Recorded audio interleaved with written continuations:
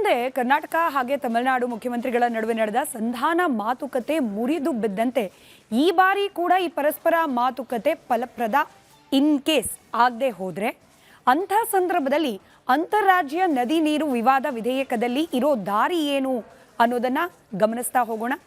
ಕಾನೂನಿನಲ್ಲೇ ಇದೆ ಸಂಧಾನದ ಮಾರ್ಗ. ಹೇಗೆ? ಈ ನದಿ ನೀರು ಹಂಚಿಕೆಗೆ ಸಂಬಂಧಪಟ್ಟಂತೆ ಅಂತಾರಾಜ್ಯ ನದಿ ನೀರು ವಿವಾದ ಕಾಯ್ದೆ ಇದೆ 2019ರಲ್ಲಿ ಜಾರಿಗೆ ಬಂದಂಥದ್ದು. ವಿವಾದ ಇತ್ಯರ್ಥಕ್ಕೆ ಸಂಧಾನ ಸಮಿತಿ ಕಡ್ಡಾಯ ಅನ್ನೋದನ್ನ ತಿಳಿಸುತ್ತೆ. ನೇರ ನ್ಯಾಯಾಧಿಕರಣಕ್ಕೆ ಹೋಗುವಂತಿಲ್ಲ. ಮೊದಲು ಸಂಧಾನ ಮಾತುಕತೆ ವಾಸ್ತವ ಚಿತ್ರಣದ ಅರಿವು ಇದರ ಅವಲೋಕನ ಇದೆಲ್ಲ ಆದ ನಂತರದಲ್ಲಿ ಬೇರೆ ಮಾರ್ಗವೇ ಇಲ್ಲ ಅಂತ ಅನಿಸಿದ ಸಂದರ್ಭದಲ್ಲಿ ಅಥವಾ ಈ ಸಂಧಾನ ಮಾತುಕತೆಯ ಹಂತದಲ್ಲಿ ನಮ್ಮ ರಾಜ್ಯಕ್ಕೇನೋ ಅನ್ಯಾಯ ಆಗ್ತಿದೆ ಅಥವಾ ನಮ್ಮ ರಾಜ್ಯದ ವಾದಕ್ಕೆ ಮನ್ನಣೆ ಸಿಗ್ತಿಲ್ಲ ಅಂತ ಅನಿಸಿದ ಸಂದರ್ಭದಲ್ಲಿ ಕಾನೂನು ಹೋರಾಟ ಅನಿವಾರ್ಯ ಅನಿಸಿದ ಸಂದರ್ಭದಲ್ಲಿ ನ್ಯಾಯಾಧಿಕರಣದ ಮೊರೆಗೆ ಹೋಗ್ಬೋದು. ಇತ್ಯರ್ಥ ಸಮಿತಿ ಮುಂದೆ ಸಂಧಾನದ ಪ್ರಯತ್ನ ಮಾಡಲೇಬೇಕು. ಇತ್ಯರ್ಥ ಸಮಿತಿಗೆ 1 ವರ್ಷದ ಕಾಲಾವಕಾಶ ಇರುತ್ತೆ. ಸಂಧಾನ ವಿಫಲವಾದರೆ ಮುಂದಿನ ಹೆಜ್ಜೆ ನ್ಯಾಯಾಧಿಕರಣದ ಹತ್ತು. ಇದೆಲ್ಲದಕ್ಕಿಂತ ಮುಂಚೆ ಮಾತುಕತೆಯ ಪ್ರಯತ್ನಗಳು ಈಗ ಬಹುಶಃ ಅಂಥದ್ದೇ ಒಂದು ಮಾತುಕತೆಗೆ ಡಿ.ಕೆ. ಶಿವಕುಮಾರ್ ಹಾಗೆ ವಿಜಯ್ ಅವರ ನಡುವೆ ವೇದಿಕೆ ನಿರ್ಮಾಣ ಆಗಿದೆ. ಮತ್ತಷ್ಟು ಡೀಟೇಲ್ಸ್ನೊಂದಿಗೆ ನನ್ನ ಕಲೀಗ್ ವೀರೇಂದ್ರ ಒಪ್ಪುಂದ ಮತ್ತೊಮ್ಮೆ ನೇರ ಸಂಪರ್ಕದಲ್ಲಿದ್ದಾರೆ. ವೀರೇಂದ್ರ, ಮಾತುಕತೆಯೇ ಅಲ್ಟಿಮಮ್ ಅಲ್ಲ. ಇನ್ ಕೇಸ್ ಇಲ್ಲಿ ಫಲಪ್ರದವಾದರೂ ಕೂಡ ಅದೇ ಅಲ್ಟಿಮೇಟ್ ಅಲ್ಲ. ಒಂದಷ್ಟು ಕಾನೂನಾತ್ಮಕ ಸಂಕಷ್ಟಗಳು ಅಥವಾ ಕಾನೂನಾತ್ಮಕ ಈ ಸಂಕೋಲೆಗಳು ಬಿಡಿಸೋದು ಇನ್ನೂ ಬಾಕಿ ಉಳಿದಿರುತ್ತೆ ಅಂತ ಹೇಳಿ. ಡೆಫಿನೆಟ್ಲಿ. ಯಾಕಂದರೆ ನೋಡಿ, ಈಗ 4-5 ಸಭೆಗಳಾಯಿತು ಸ್ಮಿತಾ. ಯಾವುದು CWMA ಮತ್ತು CWRC. ಈ 5 ಸಭೆಗಳಲ್ಲೂ ನೀವು ಲೆಕ್ಕ ಹಾಕ್ಲಿಕ್ಕೆ ಹೋದರೆ ನೋಡಿ, ಜುಲೈ, ಆಗಸ್ಟ್ ಮತ್ತು ಸೆಪ್ಟೆಂಬರ್ 3 ತಿಂಗಳಲ್ಲೇ ನಾವು ತಮಿಳುನಾಡಿಗೆ 120 TMC ನೀರು ಹೆಚ್ಚು ಕಡಿಮೆ ಕೊಡಬೇಕಾಗುತ್ತೆ. ನೀವು ಕಾವೇರಿ ಜಲಾನಯನ ಪ್ರದೇಶದ ಹಾರಂಗಿ, ಕಬಿನಿ, ಹೇಮಾವತಿ, KRS ಎಲ್ಲ ತಗೊಂಡ್ರು ಇಷ್ಟು ನೀರಿಲ್ಲ ಇವತ್ತು. ಅಂದರೆ ನಮಗೆ ಕುಡಿಲಿಕ್ಕೆ ಎಷ್ಟು ಬೇಕೋ ಅಷ್ಟು ನೀರಾಗಿದೆ ಅಷ್ಟೇ. ಈಗ ಮಳೆ ಬಂದ ನಂತರವೂ ಕೂಡ ಹೀಗಿರುವಾಗ ಹ್ಯಾಕ್ ಕೊಡ್ಲಿಕ್ಕೆ ಸಾಧ್ಯ ಅನ್ನೋದು ಪ್ರಶ್ನೆ. ಕರ್ನಾಟಕ ರಾಜ್ಯ ಹ್ಯಾಕ್ ಕೊಡ್ಲಿಕ್ಕೆ ಸಾಧ್ಯ ಅಂಥೇಳಿ. ಆದರೆ ತಮಿಳುನಾಡು ನೋಡಿ, ಅವರ ಅನಿವಾರ್ಯತೆ ಅವ್ರು ಹೇಳ್ತಾ ಇದ್ದಾರೆ. ಏನಂತ ಹೇಳ್ತಿದ್ದಾರೆ? ಈಗ ಈ ಕುರುವೈ ಬೆಳೆ ಇದೆಯಲ್ಲ, ಜುಲೈನಲ್ಲಿ ಅವರೇನು ಬೆಳೀತಾರೆ ಕುರುವೈ ಬೆಳೆ, ಅದಕ್ಕೆ ಕಾವೇರಿ ನೀರು ಅತ್ಯಂತ ಅನಿವಾರ್ಯ, ಬೇರೆ ದಾರಿಯೇ ಇಲ್ಲ.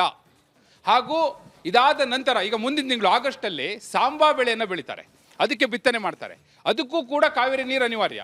3ನೇದು ಅವರು ನವೆಂಬರ್ ತಿಂಗಳಲ್ಲೇನೋ ತಾಳಡಿ ಬೆಳೆ ಇದೆ, ಅದಕ್ಕೆ ಅಷ್ಟರ ಮಟ್ಟಿಗೆ ಅವರು ಅವಲಂಬಿತರಾಗಿರೋದಿಲ್ಲ. ಯಾಕಂದರೆ ತಮಿಳುನಾಡಿಗೆ ಒಂದು ಅವಕಾಶ ಇದೆ, ಏನು ಗೊತ್ತಾ? ಅಲ್ಲಿ 2 ಮುಂಗಾರು ಮಳೆ ಬರುತ್ತೆ ಸ್ಮಿತಾ. ಅವರಿಗೆ 2 ಮುಂಗಾರು ಮಳೆ. ಅದನ್ನೇ ನಮ್ಮವ್ರು ಹೇಳೋದು. CWMA ಮುಂದೆ ಅಲ್ಲ ನೋಡಿ, ಅವ್ರಿಗೆ ಅವಕಾಶ ಇದೆ, ಮತ್ತೊಂದು ಮಳೆ ಬರುತ್ತೆ ಅವರಿಗೆ, ನಮಗೆ ಆ ಅವಕಾಶ ಇಲ್ಲ, ನಾವು ಇರೋ ನೀರನ್ನೇ ಕುಡಿಯೋ ನೀರಿಗೆ ಬಳಸ್ಕೋಬೇಕು ಅಂತೇಳಿ. ಇಷ್ಟೆಲ್ಲ ಇರುವಾಗ ನೀವು ಯೋಚನೆ ಮಾಡಿ, ಕಾನೂನು ಸಂಕಲೆಯನ್ನು ಮೀರಿ ಆ ಕಾನೂನು ಸಂಕೋಲೆಯನ್ನು ಬಿಟ್ಟು ಇವರು ಒಂದು ರಾಜಕೀಯವಾದಂಥ ನಿರ್ಧಾರವನ್ನು ತೆಗೆದುಕೊಂಡು ಬಿಡ್ಬೋದಾ? ಅಂಥ ಪವಾಡ ಆಗಿಬಿಡ್ಬೋದಾ? ನಾವು ಹೇಳಿದ್ವಲ್ಲ ಈ ಸ್ಟೋರಿಯಲ್ಲಿ, 2012ರಲ್ಲಿ ಜಯಲಲಿತಾ ತಮಿಳುನಾಡಿನ ಮುಖ್ಯಮಂತ್ರಿ, ನಮ್ಮ ಮಂಡ್ಯದವರೇ, ಕರ್ನಾಟಕದ ಮಂಡ್ಯದವರು, ಮಳವಳ್ಳಿಯವರು, ಅವರಿಗೆ ಕಾವೇರಿ ವಿಚಾರ ಗೊತ್ತಿರೋಷ್ಟು ಬೇರೆ ಯಾರಿಗೂ ಗೊತ್ತಿರಲಿಲ್ಲ ತಮಿಳುನಾಡಲ್ಲಿ. ಅಂಥವ್ರು ಬಂದು ಸಾಧ್ಯವೇ ಇಲ್ಲ, ಅವರೇ ಮಧ್ಯದಲ್ಲೇ ಇನ್ನೂ ಜಗದೀಶ್ ಶೆಟ್ಟರ್, ಬಸವರಾಜ ಬೊಮ್ಮಾಯಿ ಅವರು, ಆರ್ ಅಶೋಕ್, ಸುರೇಶ್ ಕುಮಾರ್ ಅವರೆಲ್ಲ ಸಭೆಯಲ್ಲಿ ಕೂತಿದ್ರು. ದಡ ದಡ ದಡ ಅಂತ ಎದ್ದು ಬಂದ್ಬಿಟ್ರು. ಎದ್ದು ಬಂದು ನಾವು ಮೀಡಿಯಾದವ್ರು ನಿಂತಿದ್ವಿ, ನಮ್ಮ ಮುಂದೆ ಬಂದು ಬೈಟ್ ಕೊಟ್ಟೋದ್ರು. ಏನಂತ? ನಾನು ಈ ಒಪ್ಪಂದವನ್ನು ಒಪ್ಕೊಳ್ತಾ ಇಲ್ಲ, ನಮಗೆ ನೀರು ಬೇಕು ಅಷ್ಟೇ, ಸಾಂಬಾ ಬೆಳೆಗೆ ನೀರು ಅಗತ್ಯ ಇದೆ ನಮಗೆ. ಅದು ಸೆಪ್ಟೆಂಬರ್ ತಿಂಗಳಲ್ಲಿ ಆಗಿದ್ದು ಸ್ಮಿತಾ. HAL ಏರ್ಪೋರ್ಟ್ನ ಅತ್ಯಂತ ಐಷಾರಾಮಿ ಹೋಟೆಲ್ ಅಂದರೆ ನಿಮಗೆ ಗೊತ್ತಾಗುತ್ತೆ, ಮಣಿಪಾಲ್ ಆಸ್ಪತ್ರೆ ಎದುರುಗಡೆ ಇದೆ. ಅದೇ ಹೋಟೆಲ್ನಲ್ಲಿ ಕೂತ್ಕೊಂಡು ಮಾತುಕತೆ ಆಗಿತ್ತು. ಎದ್ದು ಹೋಗೇ ಬಿಟ್ಟರು, ಅವರು ಒಪ್ಕೊಳ್ಳೇ ಇಲ್ಲ. ಡೈರೆಕ್ಟ್ ಹೋಗಿದ್ದು ಎಲ್ಲಿ ಗೊತ್ತಾ? ಅವರು ಸುಪ್ರೀಂ ಕೋರ್ಟಿಗೆ ಹೋದರು. ಅಂದರೆ ಯಾವ ರೀತಿ ಆಗುತ್ತೆ ಇಂಥ ಒಪ್ಪಂದಗಳು? ಯಾರು ಕರ್ನಾಟಕದ ಹೆಣ್ಣು ಮಗಳು ಅಂತ ಅನ್ಸ್ಕೊಂಡಿದ್ರು ಅವರೇ ಒಪ್ಕೊಂಡಿಲ್ಲ ಅಂದಮೇಲೆ ವಿಜಯ್ ಇವತ್ತು ಬಂದು ಅದನ್ನು ಏಕಾಏಕಿ ಒಪ್ಕೊಂಡು ಬಿಡ್ತಾರಾ? ಅಂಥದ್ದೊಂದು ಶತಮಾನದ ಸಮಸ್ಯೆಗೆ ತೀರ್ಮಾನ ಆಗೋಗ್ಬಿಡುತ್ತಾ? ಪ್ರಶ್ನೆಗಳು ಸಹಜವಾಗಿದೆ.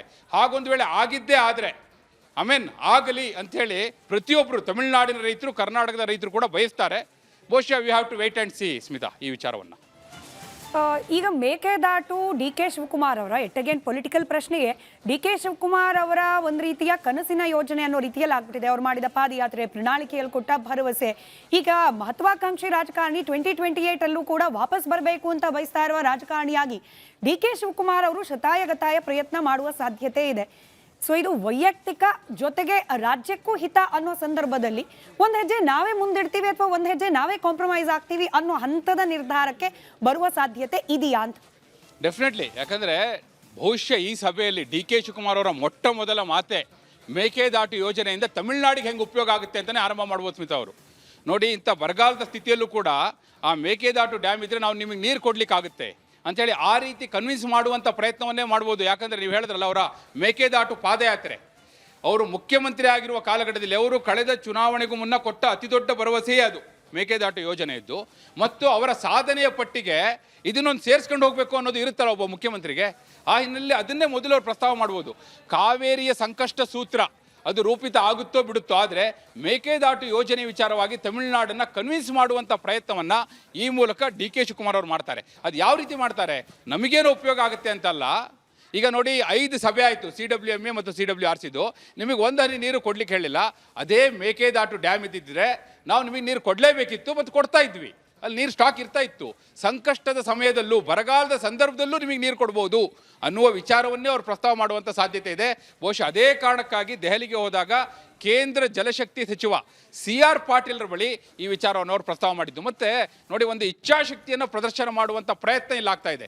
ಚಂದ್ರಬಾಬು ನಾಯ್ಡು ಅವರನ್ನು ಕರೆಸಿದ್ರು TB ಡ್ಯಾಮ್ನ ಗೇಟ್ಗಳ ಬದಲಾವಣೆಯ ಸಂದರ್ಭದಲ್ಲಿ. ಎಲ್ಲರೂ ಭಾವಿಸಿದ್ರು, ಅವರದೇ ಅಧಿಕಾರಿಗಳು ಹೇಳ್ತಾ ಇದ್ರು ಬಹುಶಃ ಬರಲಿಕ್ಕಿಲ್ಲ ಅಂತ. ಆದರೆ ಚಂದ್ರಬಾಬು ನಾಯ್ಡು ಬಂದರು. ಸೊ ಈಗ ವಿಜಯ್ ಅವರು ಕೂಡ ಬರಲಿಕ್ಕೆ ರೆಡಿಯಾಗಿದ್ದಾರೆ.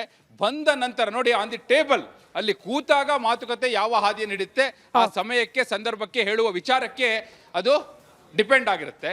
ಆದರೆ ಇಂಥದ್ದೊಂದು ಪ್ರಯತ್ನ ಜಾರಿಗೆ ಬಂದಿದೆಯಲ್ಲ, ಅಂಥದ್ದೊಂದು ಪ್ರಯತ್ನ ಆಗ್ತಾ ಇದೆಯಲ್ಲ, ಅದನ್ನು ಒಂದು ಹೋಪ್ನಿಂದ ಆಪ್ಟಿಮಿಸ್ಟಿಕ್ ಆಗಿ ಎಲ್ಲರೂ ಕೂಡ ನೋಡ್ತಾ ಇದ್ದಾರೆ. ಸ್ಮಿತಾ, ಧನ್ಯವಾದ ವೀರೇಂದ್ರ ಮಾಹಿತಿಗಾಗಿ.